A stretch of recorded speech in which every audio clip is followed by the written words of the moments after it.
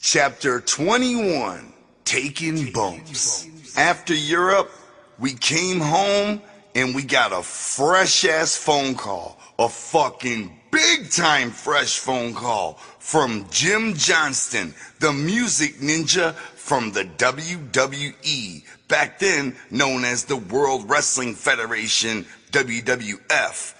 But Jim Johnston is the very ninja responsible for making The Undertaker's music, for making Mad People's music, even The Ultimate Warrior's music. Check it out!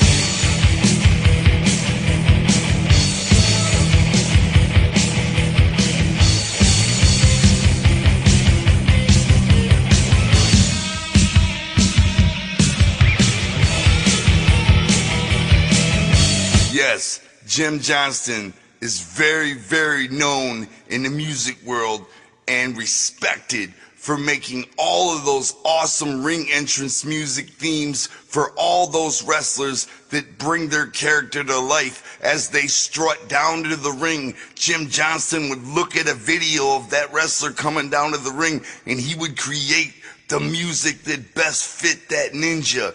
He's a true master of the art of music, and to receive a phone call from him and the WWE itself was fucking none other than breathtaking. It was the dream call from wrestling's top company in the world.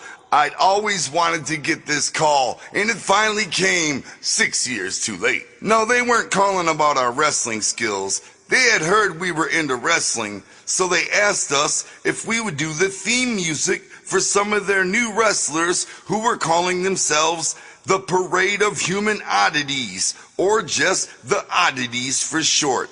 They wanted us to show up at their big pay-per-view SummerSlam 99 and actually rap the Oddities down to the fucking ring and stay ringside during their match. Holy fucking shit. Time out. This is why I tell you again and again throughout this fucking audiobook, and I'll say it again. It's the laws of attraction. If you want something in your heart, you truly want it, and think about it, and dream about it, and believe it can be yours, and believe it will be yours, I promise you, one day, eventually, it will come true. I was the skinniest, scrawniest, tiniest little kid, and I used to pray to God, pray every night, please let me be big, please let me be big so I can be a wrestler. Man, look how fucking big I am, and I'm 6 foot fucking 3.5. I'm telling you, from birth to death, if you really want something, put your heart in action and dream about it, want it, crave it, and it will come true. I promise you. Just like receiving a phone call from the World Wrestling Federation. We grew up wanting this. All of a sudden, in the year 1999, they call us. But we were so fucking excited to get that call and so honored and privileged to make the music for the Oddities. But we wanted to do more. We wanted them to know that we actually knew how to wrestle, and they were interested. So we sent them the videotape. Remember those big bad boys? We sent that big motherfucker off to Vince McMahon himself and showed them the video of us wrestling the Chicken Boys, the Rednecks in the steel cage at Stranglemania Live. And you know what? The next thing you know, they called us back and they said, we want to give you guys a tryout in person. Before we knew it, we were on a fucking airplane flying to Hartford, Connecticut, home of the WWE. We actually were picked up in a black limousine, the same kind Vince McMahon uses, and driven to the World Wrestling Entertainment Headquarters Tower. There it was, Titan Towers. We were there. We actually went in through the back entrance and were given a mini tour of the facilities. It was so incredible. Everything they need right there in that building. Everything they need to cut videos, promos, all of that shit and film it. And also a wrestling ring was there set up for training. And of course, all of the business aspect, the merchandising, the booking, the promoting was all done out of Titan Tower. And we were there and we were part of it. Next thing you know, they wanted to see us wrestle. So we got in the ring and we wrestled with a guy named Bruce Pritchard or Tom Pritchard. Now I say that because I don't remember which one it was. They're brothers. There's Bruce and Tom. But one of the Pritchards was the guy who worked for WWE at the time, and we had to get in there and we each had to wrestle him. So we got in there and we did our best, you know. We never really knew how to wrestle, like as in being trained officially, so we didn't know a lot. But we knew enough to look decent and get by with this guy, Bruce or Tom Pritchard. But then we told him we do really good when we wrestle each other. And so he stepped out of the ring and he said, go ahead. And so me and Joey just started battling, giving each other every fucking move we knew how to do. The whole time we were being filmed for Vince McMahon himself. We just couldn't fucking believe it was happening. That whole day to me is like hard to even recollect on because it's so shiny and bright. I need fucking really dark shades to even look at that memory. It was so awesome. But next thing you know, we're back in Detroit and we received the call and it's on. We're officially booked for SummerSlam 99. Now it's time to hit the studio, and that we did with Mike E. Clark to make the music for the oddities. Meanwhile, while all this was going on with the WWE, nobody was happier for us than Dan Curtis, the guy who did all the hard work helping us set up Stranglemania Live in Detroit. The event was SummerSlam, the place, New York City's Madison Square Garden. That building is the mecca for professional wrestling in the United States. Madison Square Garden. We just couldn't believe it, man. We just couldn't fucking believe it. MSG, the historical home of WrestleMania 1. And here, Joey and I were actually going to be part of a WWE pay-per-view from the very garden. Fuck that shit. That made me feel so good just saying that. So we hooked up with Mike Clark and made the goofy-ass song for the oddities. We called it The Greatest Show. Check it out. Everybody come see the greatest show. Gather up all juggalos and roll. Everybody come see the greatest show. Gather up all juggalos and roll.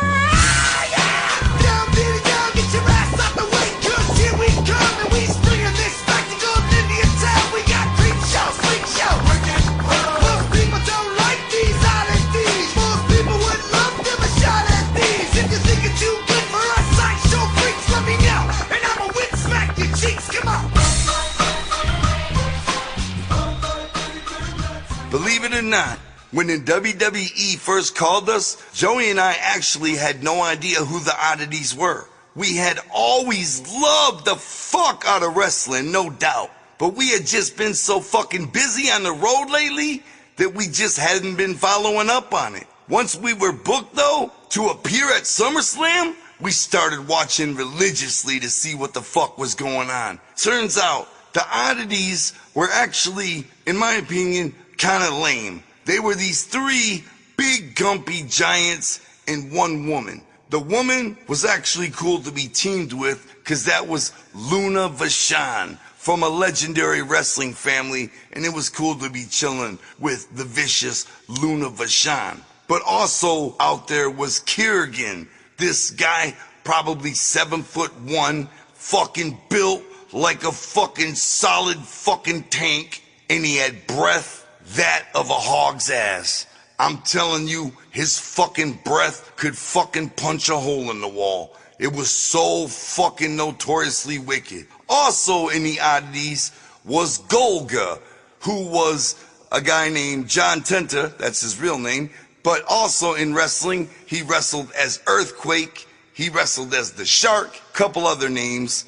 Actually, he was kind of known for having a lot of different names throughout his career, but at this time he was calling himself ChzBrgr, and he was wearing a mask, and he had a little Cartman doll. So there was ChzBrgr, ChzBrgr, Luna Vachon, and of course, Giant Silva. That's right, this motherfucker was big. Really, really fucking big. I'm serious. He was close to Andre the Giant in size. Unfortunately, at that time, he couldn't wrestle for shit though. He fucking sucked, in fact.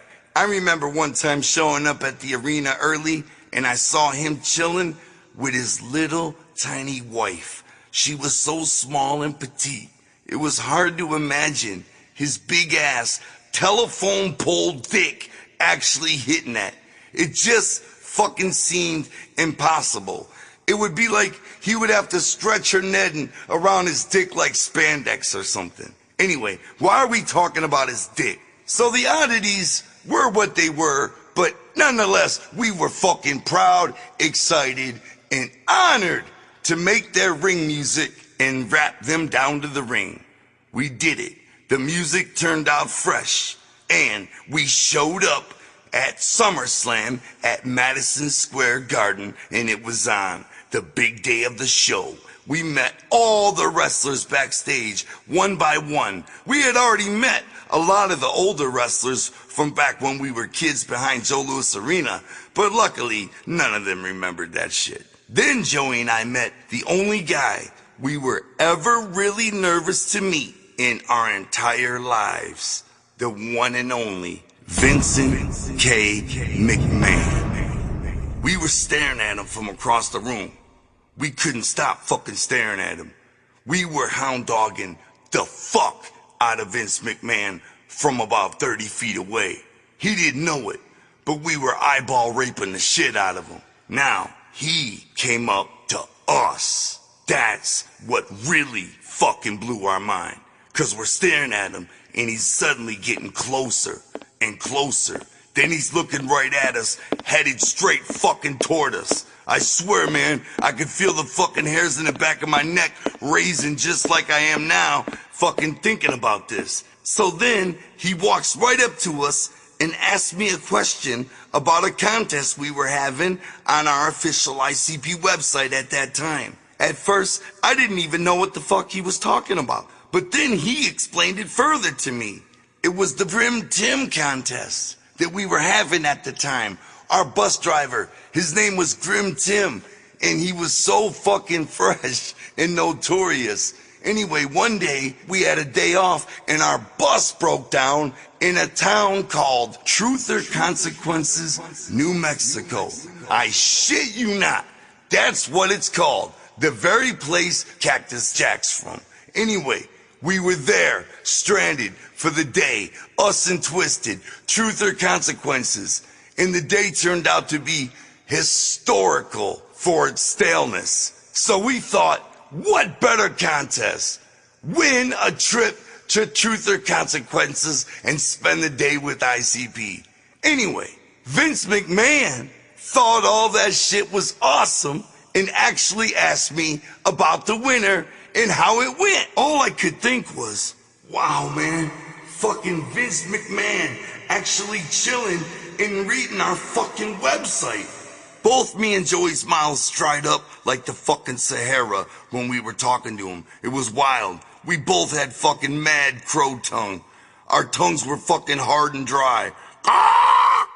That guy was the one person who was responsible for so much incredible enjoyment in our lives. This ninja, the very reason we had so much enjoyment and so much fun, was standing right before us talking to us. Damn right we had fucking crow tongue. I didn't know what to say except thank you, man. Thank you, ninja. It was an incredible afternoon chilling with Vince McMahon and his son Shane McMahon, who turned out to be cool as hell himself. Then we met the one and only Cactus Sack. That's right, straight out of Stranglemania himself. He walked up and introduced himself, then proceeded to explain that ever since our Stranglemania video came out, people everywhere have been calling him Cactus Sack. His real wrestling name, of course, is Cactus Jack, or Mankind, or Dude Love, but his real name is Mick Foley, and Mick wanted his fucking cut. I think you guys owe me some money, don't you? I mean, that Stranglemania video sold a lot of fucking copies, and it features me on almost every match. I'd say you fellas owe me some money. That was him, and what he said almost word for word, although my impression fucking sucked. He was straight up ready to get paid for that shit. He was about that cheddar. We paid him right then and there on the spot for two reasons. Number one, we were scared to death, nervous, and none of us wanted the fucking mandible paw. And number two, he was exactly right. We did owe him the loot for that video. Fair is fair. So we hooked him up, and a friendship was born right then and there on the spot. The second the money left our hands and entered the palm of Mick Foley, a fat-ass smile crept across his face ear to ear, and suddenly he was our fucking homie. Our long-lost fucking homeboy. I'm talking fucking shuffle nugs on the forehead, hugs, pats on the butt. He was our dog. We were down. After that, Mick Foley was down with the clown. Luckily, Alex was there with us, and he had brought the loot just in case of such an event. The main event that night at SummerSlam Highway to Hell, 1999. The main event, you ask? Stone Cold Steve Austin versus The Undertaker. I remember Vince Russo, who at that time was the head writer for the WWE. He was looking for a dressing room to put us in because we told him we needed a mirror to put the makeup on. And finally, he found us one. The best possible one, too. There we were, Shaggy and myself, standing in the mirror, painting up, and 15 feet behind us, sitting on a bench, are the only other two ninjas in the room. And yeah, you guessed it. It's Stone Cold Steve Austin and The Undertaker. It was fucking silent in that room, except for Steve Austin and Taker going over their match. I'll never fucking forget it. You could just hear Undertaker. Alright, fucking, you told me I'll take a powder. 4 or 5 minutes from now, I throw you into the steps, guardrail shot, duck under, backflip on a mat, fucking throw me in the ring, come back, double arm toss, hip down, cross me, double backflip, double arm suplex, double cradle cross, crunch. And Steve Austin was like, yeah, that sounds good. I just want to make sure I get my spot in where, with the double arm over, fling, back toss, double fling weight, chicken wing. And Undertaker was like, fucking yeah. Fucking get the people up, pop the crowd, come back, double down, Montana, do Montana again, and double farm, I couldn't make out everything they were saying, but I could make out a lot of fuckings, and I could make out a lot of spots they were saying, and it was just the absolute most interesting fucking thing I had ever heard. All my life, I wondered, what is it like before the match? Do they go over every single fucking move? I mean, how does it work? What is it like at the top in the big leagues? What are they like? And here we are, in a room. Mind you, there's nobody else in the room but me and Joey and them, The Undertaker and Steve Austin. And we're just listening to them plan out the main event of SummerSlam at Madison Square Garden, pay-per-view. Fuck, man. Fuck! It sounds like I'm making this shit up. I don't even understand how this happened to us. Listen to me. The backstage area was fucking huge. It's Madison Square Garden. They could have put us anywhere, but they put us in the room with The Undertaker and Steve Austin, planning out the spots for their main event match as we sit there and stare at our faces in the mirror and each other's in total fucking shock and awe. It was just a moment I'll fucking forever cherish. Joey and I were fucking scared to death, though. I'm not gonna lie. We thought at any minute Steve Austin would stand up. Well, somebody get these goddamn son of bitches out of this goddamn dressing room. I can't do Steve Austin either. I fucking suck at the fucking impersonations, but that was the best. I wish Jamie was here from Twisted. He'd fucking kill it. Anyway, yeah, we were fucking scared they were gonna go crazy, but they were just ignoring us, doing their thing like we weren't even there. They did keep looking at us when we first got in there like, who the fuck are these fucking clown idiots, and what the hell are they doing in our private dressing room? But after about 2 minutes, they forgot we were there, and they went about their business as we went about ours, which was painting our face and listening to every fucking word coming out of their fucking mouths. Then I heard the door open, and somebody else did finally come in the room. It was none other than wrestling manager from the 80s, Captain Lou Albano. That's right, the guy with the rubber bands on his face, the guy from the Cyndi Lauper video, Girls Just Wanna Have Fun. Come on, man, you remember Captain Lou Albano? No, you don't. That's because I'm older than time. But anyway, Captain Lou wobbled his fat ass into the dressing room and actually started hound dogging the fuck out of Steve Austin. I'm serious now. I ain't dissing Captain Lou. I'd never diss Captain Lou. But fuck, man, I know hound dogging, and he was hound dogging. I'm talking authentic fucking hound dogging. Look, man, I know what you're thinking. Yeah, right. Captain Lou Albano's probably known fucking Steve Austin for years, or what the fuck ever. But fuck you, man. He was fucking hound dogging and Steve Austin was fucking annoyed, alright? I could feel the tension myself. Captain Lou was all on his nuts right in front of me and Joey and the fucking Undertaker. The fucking Undertaker even looked over at us and rolled his eyes, just like he does in the ring. He rolled them up into his head. Then finally Captain Lou left the room. Woo! At least that took some of the heat and the tension off of us. Finally, we finished up painting and we got the fuck out of there respectfully and quickly. Wow, what a fucking experience.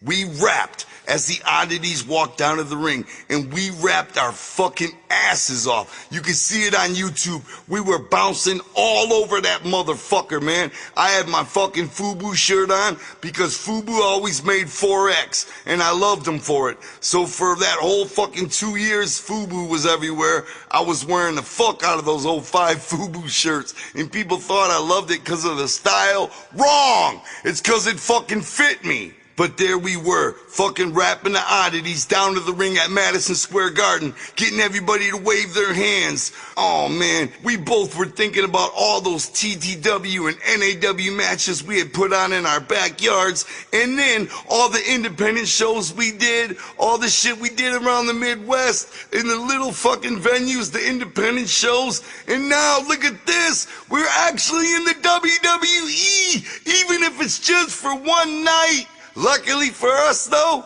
it turned out to be for longer than that, motherfucker. After the match, they asked us if we would be down to return for Monday Night Raw the very next night. Hell yeah! Can you give me a hell yeah? Wait, put the real Steve Austin. Give me a hell yeah! I said give me a hell yeah! See how shitty I sound? See how shitty my impersonation is? Anyway, yes, we were fucking down. It was on. We drove out of New York City the next morning and headed straight to Hartford, Connecticut to appear on a live episode of Monday Night Raw. At that show, we asked them if we could do more than just rap. They decided to let us get involved with the action. Next thing we knew, Joey and I were trading blows with the fucking original Road Warriors. That's right, the Oddities were wrestling the Road Warriors. And when the Road Warriors got out of the ring, we battled with the Road Warriors. We're actually exchanging blows with Hawk and Animal, the fucking Road Warriors. See, man, if you're not a wrestling fan, I apologize for this entire chapter. You know what I'm saying? I know I would hate to sit and fucking hear about football over and over for hours, because I fucking don't give a shit about football. And I know if you're not a wrestling fan, then this is probably what it's like for you, football. But listen, if you are a wrestling fan, and especially an old school one, you can appreciate the fact of what I'm saying.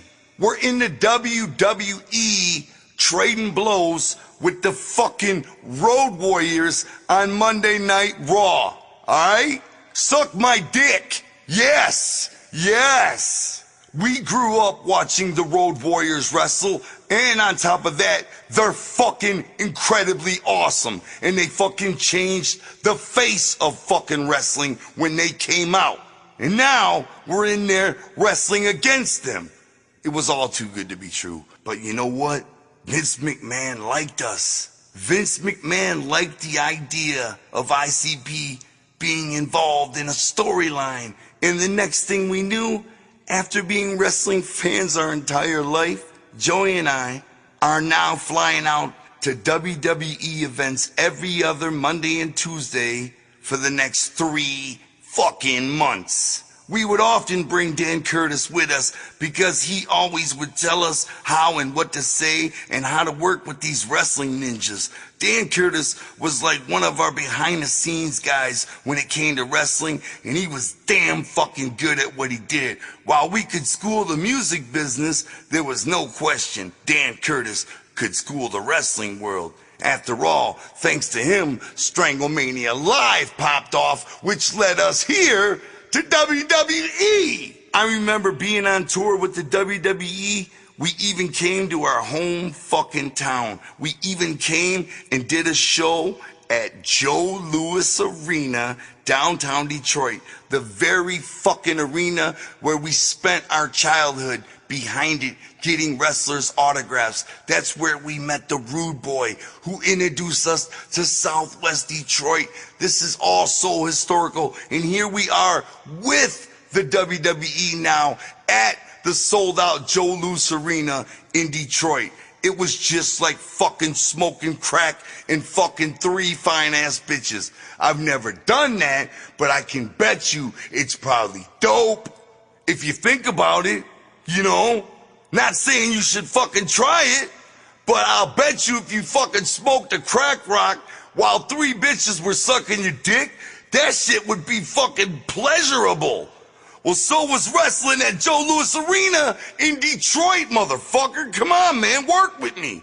I was overwhelmed all night long as usual. I just couldn't stop tripping. Joey and I even kept going back and looking at the very spot we used to hang out at to see if there were any other kids there today. And there was nobody there. We went out the same doors that we used to wait at, where all the rental cars were, where all the wrestlers would come out of the building. We went out those doors, only there was nobody there looking for autographs. Where were the dreamers? We wanted to grab them by the collar and pull them to our face and say, "You can have it. It's real. The dreams can be true." Because we were standing in your shoes what feels like yesterday. And now we're actually here.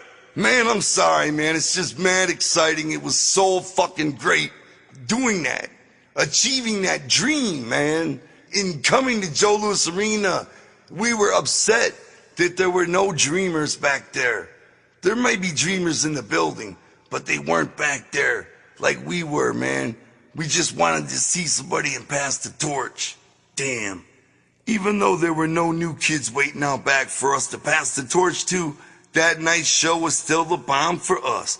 Dan Curtis actually talked to Vince Russo for us, who was still the head story writer at the time, and some other WWE ninjas. He talked them into letting us do something special, since Detroit was our hometown.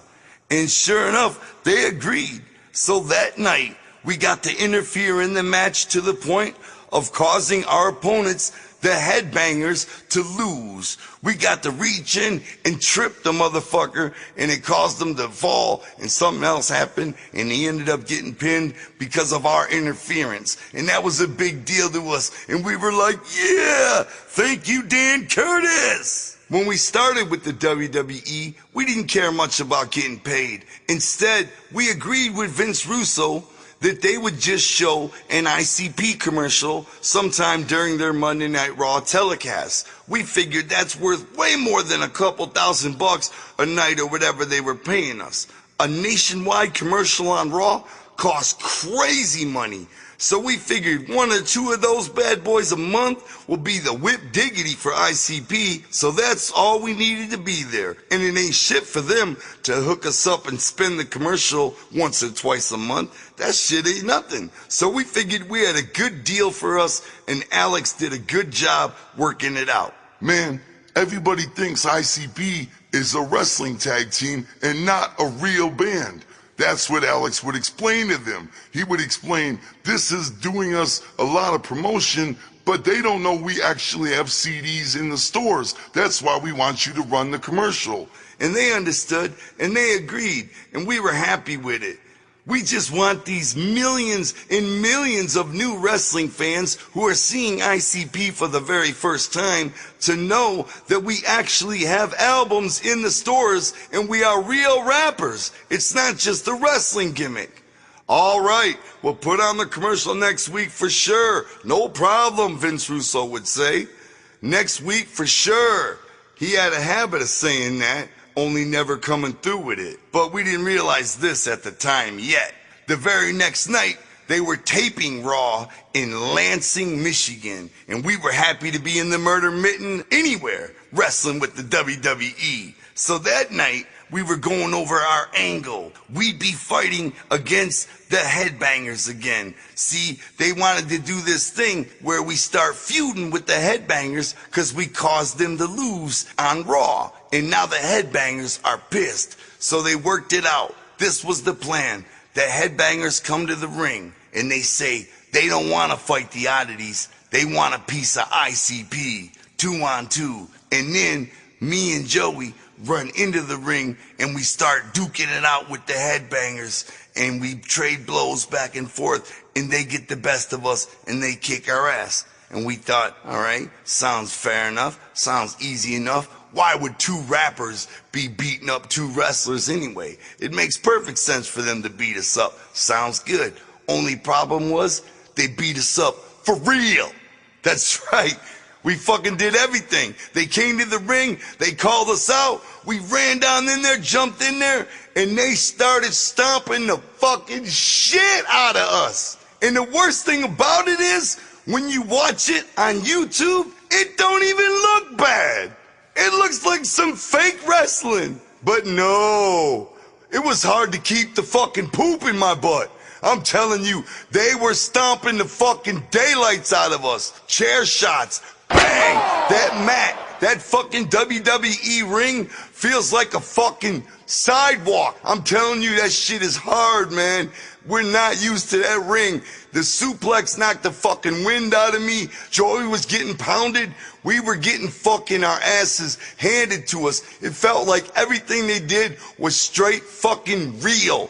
They weren't faking shit, man. We were getting our asses kicked right in our home state. We were both thinking at the same time, why is this happening? But it did. I think the Headbangers wanted to fucking give us a little initiation into the club or something, because those punches were fucking real, my friends. I remember after the match, Joey and I were in the dressing room, in the bathroom area, both like, oh my God.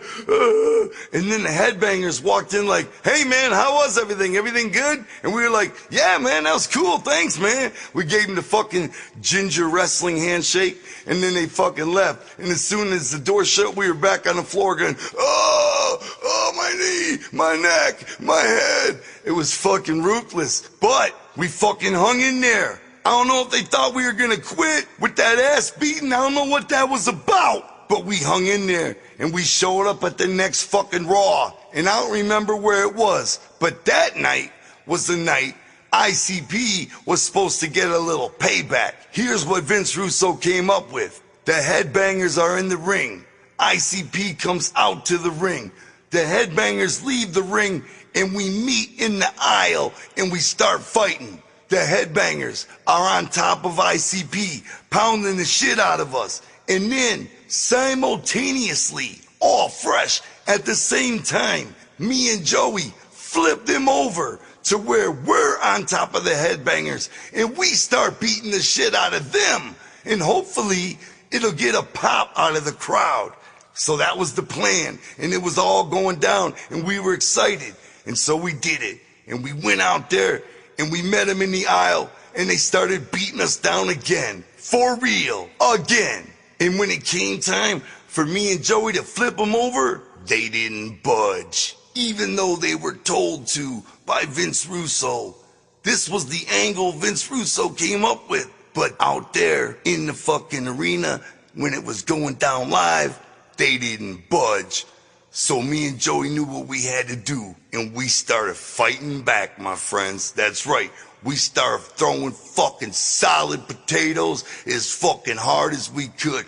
Pop, pop, pop. It was a fucking double fight going down live. And it was going down. It was fucking hard and ruthless, but we gave everything we had. Not saying we kicked their ass. Those words never came out of my mouth, but we fucking gave it our all, man. Same thing after the match. How was it, guys? We were like, fucking fantastic. Thank you, man. Thank you. But what happened where we were supposed to flip over on top of you guys? And they were like, you know what? The whole thing got fucking completely shot in my mind and we forgot about it, man. Whatever, cool, we'll get it next time. It's all good.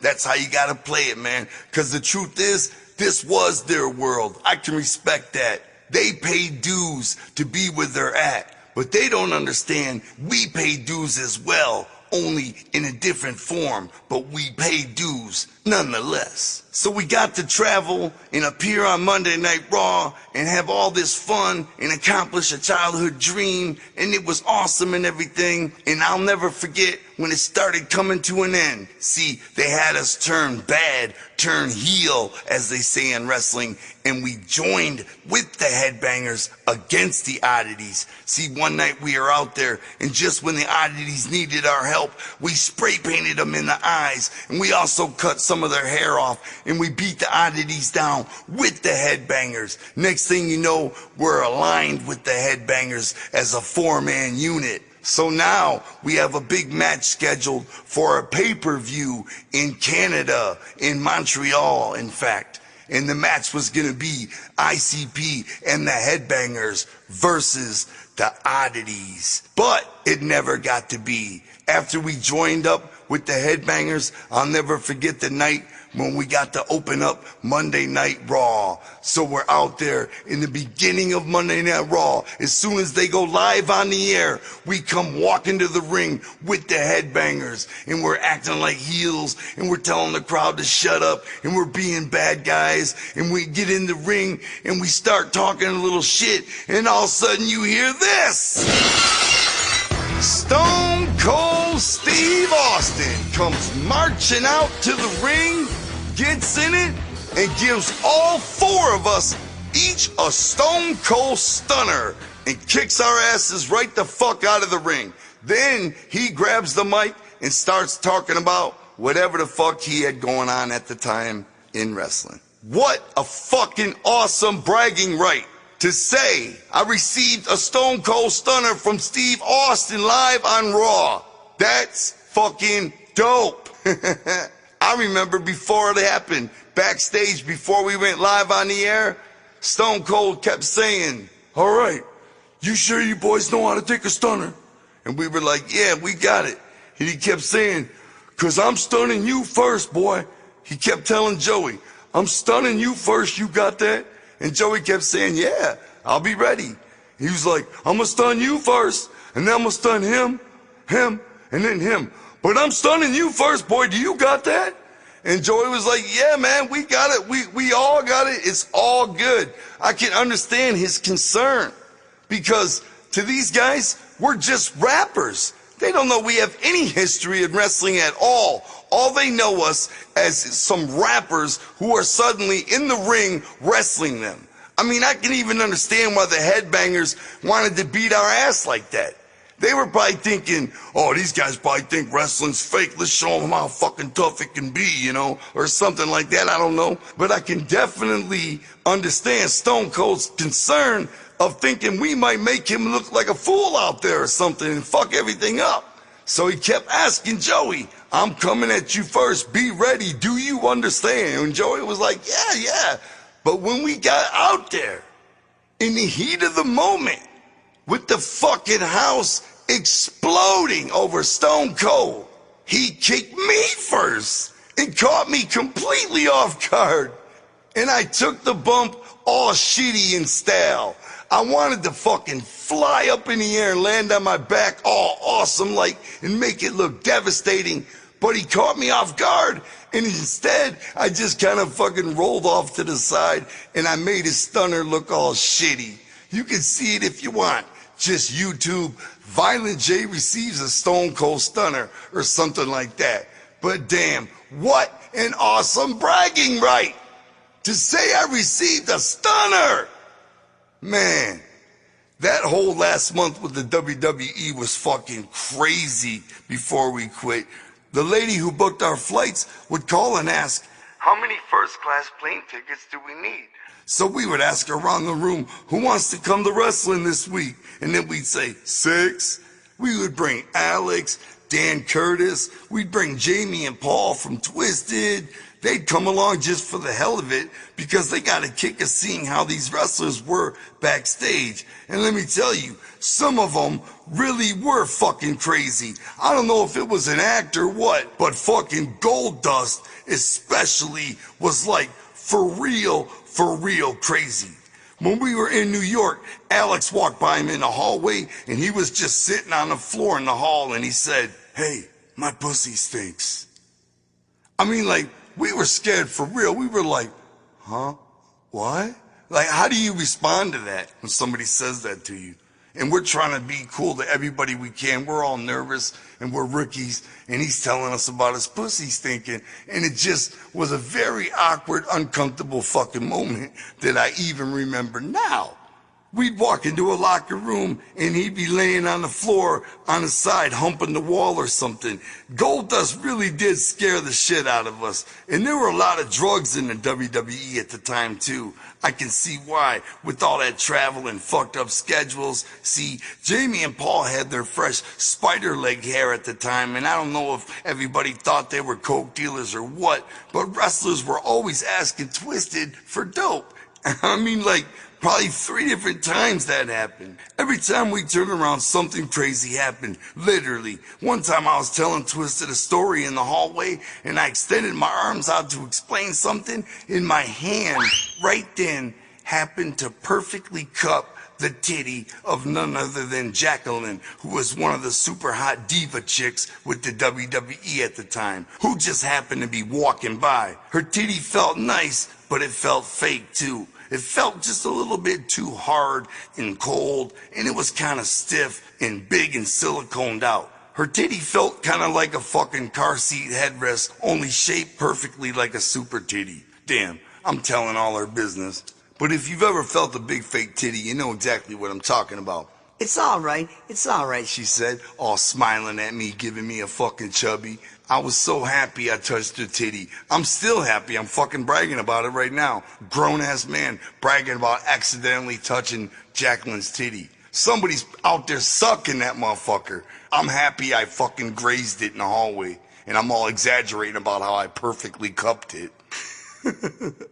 One day in the locker room, we were all alone fucking around, and Jamie from Twisted put on Kane's red and black monster mask and started imitating fucking Kane. Then Jamie turned around and boom! Who was standing there? Fucking 6'10" Kane.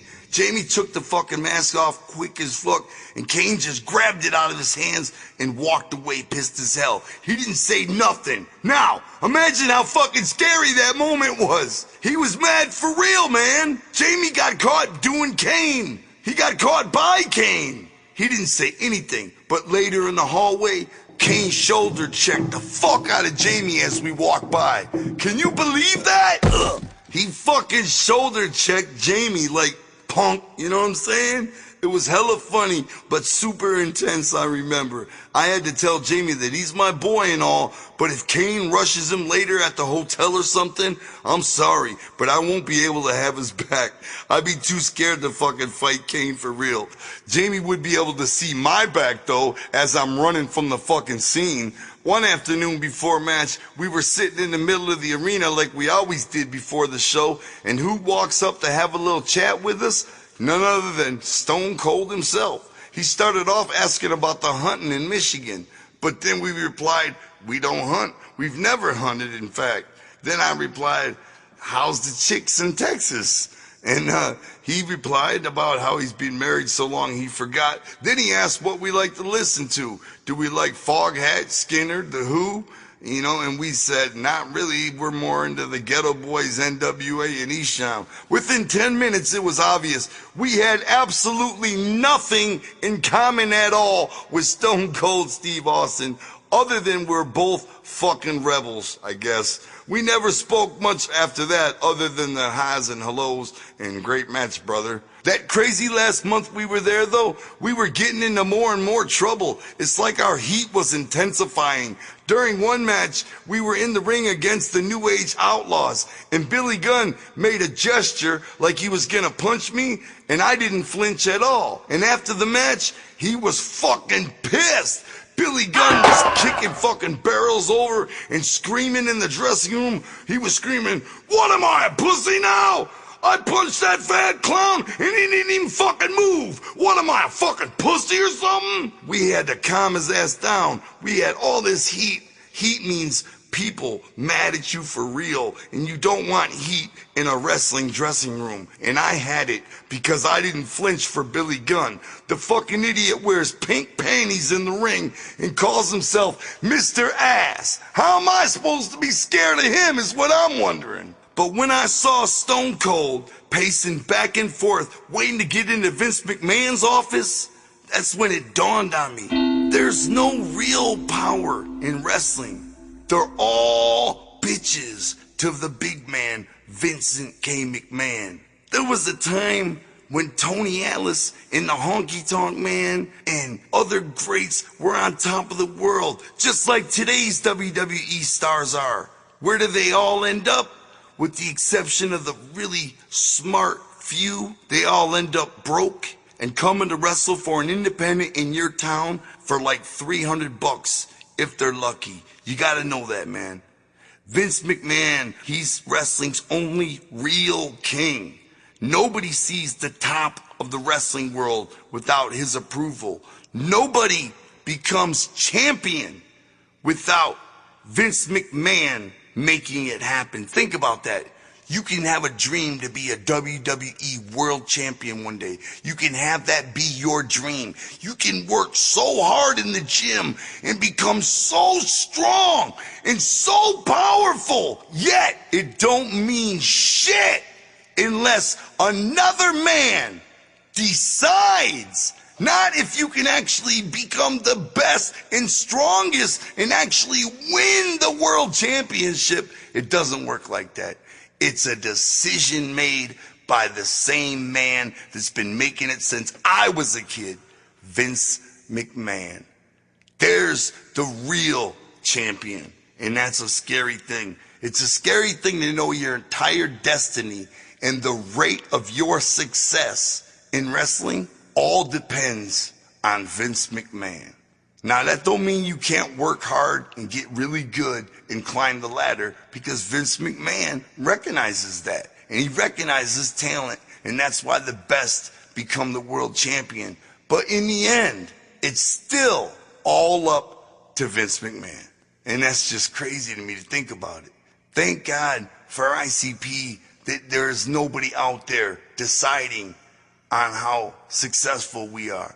Thank God our fate is in our own hands completely, because that would suck to work my entire career and work on impressing another man so that you can be successful. It's just crazy to me, but it's awesome at the same time. But our last month there was wild. We were catching heat. We were moving in the wrong direction. It seemed they weren't airing our commercial. We were very mad, and we finally had to leave, and I'll never forget it. It was the night after I received the Stone Cold Stunner from Steve Austin. We were filming Raw the next night in another town, and the angle they wanted to do that night was for me and Shaggy to go to the ring, start talking shit, and then they were going to have Luna Vachon, the female member of the Oddities, come down to the ring and beat the shit out of me and Joey both. That was the angle. So I remember we called Alex and we told him what they wanted us to do that night. And I remember Alex saying, Look, man, it's been so long, and they've promised us the fucking commercial, and they have never aired it yet. People think you guys are wrestlers. They don't think you're a real band. We've been to the WWE. We got all this exposure. It's great. But the longer we stay there, we're hoeing ourselves. They're not agreeing to the agreement, and they're fucking failing on what we agreed upon. So we have to man up and leave. and that's what we did in full face paint. We walked out the side door of that arena and went back to our hotel and flew home. And today I regret it for this simple reason. I wish we would have finished the angle and left on good terms, because I am so thankful to the WWE for letting us be there and have that run and complete that childhood dream, make it a reality. I'm so grateful these days that I regret the way we walked out. They were building a story for the pay-per-view match, us and the Headbangers versus the Oddities, and we walked out and left them cold hanging. And that's the worst way to do business in wrestling, and I regret that move. I regret it, and I blame our manager Alex. I do.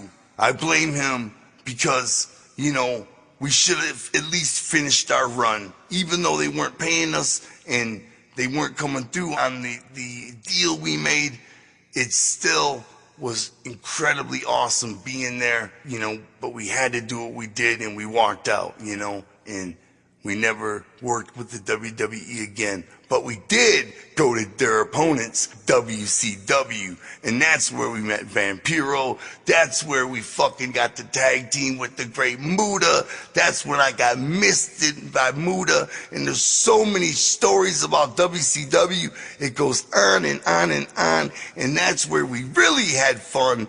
And we spent twice as long in WCW. And we had a great time. But the story of WCW and the stories I have about our adventures there and the times we got into it with Chris Benoit and wrestling Eddie Guerrero and Rey Mysterio and all that awesomeness, we will tell at another time. But right now, we're gonna move on and continue on. To be truthful, I've never understood Dan Curtis and other people's obsession with the wrestling business. I mean, I definitely have an obsession with it, and I have known Rob Van Dam forever, and I loved watching him go up and up and up to the very top, where he held both WWE World Championships at the same time. He conquered wrestling, and he made a lot of fucking money. That I can understand. Yet even he can only make it so far with wrestling state of McMahon monopoly. See, he got in trouble. He got busted for smoking weed in a car. And next thing you know, Vince McMahon and the WWE, they knocked him all the way back down the ladder. That's how it works. It's bullshit. He should be up there because he's that good. But that's just not the way professional wrestling works. But Rob Van Dam, he's smart. He's making movies. He owns a comic book shop. He's doing his thing outside of wrestling. He's smart. But there's too many people in wrestling, obsessed with wrestling, and it blows my mind how they go from the top to the bottom. I've watched it. I've read hundreds of wrestlers' books. Maybe I'm exaggerating. Maybe like 70 different wrestlers' books about their entire career. And it's so amazing how you get this run on top of the world. And then when they decide you're done, you just get knocked off. It's not about how good you are. It's so crazy to think about. The people that were once world champion, why can't they just leave it at that? What is it that drives them to degrade themselves and all that they have accomplished by coming in and wrestling at a VFW hall for $150 when they can barely walk anymore? What is it? Why is it? Why do they all want it so bad when all they really do is complain about the situation every day? What always draws them back? L-O-V-E. It's the love of wrestling that draws all of us back, even me. That's why I'm wrestling at the Gathering this year. I look at people like Dan Curtis and I wonder about them. Then I look at myself and I see the same fucking thing. Wrestling is magical. It relaxes me to sit and watch it because it's been with me my whole fucking life. From TTW to NAW to the independent scene to the WWE to WCW. I do the same fucking thing. I have a whole other career with platinum albums and all that, and yet to this day, I'll climb in a ring in front of 0 people. Who knows why? It's the love of it all that makes it okay with me. I love wrestling and always will. It's in my blood. I'll be in them VFW halls for that $150 all day too. If and only if I'm that lucky. Diamond Rain, Diamond Rain. Now, Juggalos, this part of the audiobook sucks dick. I'll make it fast and to the point. After we quit the WWE, Dan Curtis was left hungry. He was the guy who originally put together the legendary Stranglemania live show in Detroit exactly 1 year prior. He wanted to do it again, only much bigger. He wanted us to start our own promotion and have him run it while we took care of the music. He would come over to my house night after night and give me these fresh ass ideas. As for Joey and I though, all we wanted to do was our music. I mean, that was it. We had been to the WWE. What more was there? Dan would say, running your own wrestling promotion would be the best. We'll take over ECW and make wrestling a juggalo sport. He would always talk about actually doing it nationally and how great it would be for the juggalos. We started to listen. First, Dan talked us into doing another Stranglemania live show in Detroit. This time, we booked it for the Majestic Theater downtown, and we named the show Hellfire Wrestling. We put tickets on sale, and they were bought up in a matter of days. It was true. There was a connection between wrestling and juggalos. A lot of fucking juggalos also loved wrestling just like us. Why would that be surprising? We have everything else in common with juggalos. Of course, a lot of juggalos would happen to be wrestling fans. They're juggalos, and we're juggalos. The same kind of people. So finally, the time had come for our second big wrestling show in Detroit. Our second one that we promoted. First was Stranglemania Live, and here we had Hellfire Wrestling. Billy set up a devastating stage set that included real fire and voodoo stakes everywhere. Juggalos piled in, and the show started, and the Majestic was off the fucking hook. Dan Curtis was on top of his game. Hellfire Wrestling was just as awesome as Stranglemania Live had been 1 year earlier. Juggalos loved it, and so did we. After the show, on our way out, I gave Dan the usual dap, and I was like, fuck yeah, man, let's do this promotion and fucking do it big. It was a success. The second time we had sold out a wrestling show ourselves in Detroit. We knew we could do it everywhere. We turned it the fuck out as usual. We all went home happy and fucking feeling successful and excited about the birth of our new Juggalo wrestling promotion. Bones happened. 2 days later, Dan Curtis was found dead in his apartment due to a sudden diabetic problem. Not one single soul saw it coming. Nobody has any fucking answers. Time just came and took him away. And it expects you to just eat it and shut the fuck up about it. I pray that Dan Curtis now watches over us and waits for the rest of us in Shangri-La. I pray that Dan Curtis now watches over us and waits for the rest of us in Shangri-La. I hope he's happier now than ever. I hope to God he is, and I hope he's proud. That night, we never used the name Hellfire Wrestling again, but we did carry on with Dan Curtis's vision, and we started our own Juggalo wrestling promotion, and that promotion exists to this very day. JCW, Juggalo Championship Wrestling. Thank you, Dan.